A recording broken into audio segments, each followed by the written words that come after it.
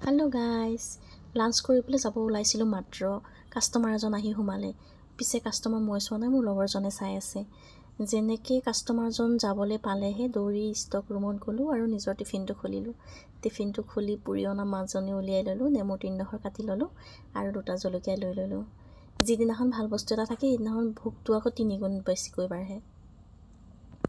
মই পিছে মাছৰ তৰকাৰী খোৱাতকৈ মই মাছৰ পিটিকা আৰু চাটনি খাই বেছি ভাল পাওঁ। আপোনালোকে কেনেকৈ খাই ভাল পায় কমেণ্ট কৰিবচোন। আৰু যদি মোৰ ভিডিঅ'টো চাই ভাল লাগে চেনেলটো প্লিজ ছাবস্ক্ৰাইব কৰি ৰাখিব, কাৰণ মই সদায় বেবী প্ৰডাক্টৰ নলেজৰ বিষয়ে ভিডিঅ' বনাওঁ।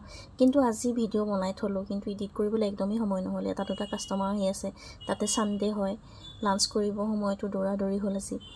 এয়া মই কেঁচা জলকীয়া 2টা ভাঙি ল'লোঁ মাছজনীত আৰু নেমু ৰস অলপ চেপি লৈ চাটনিকণ বনাই ল'ম।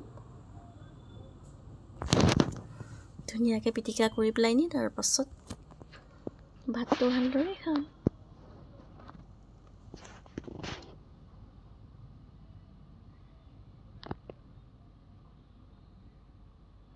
এতিয়া মোৰ মাছ পিটিকা বনোৱা হৈ গ'ল।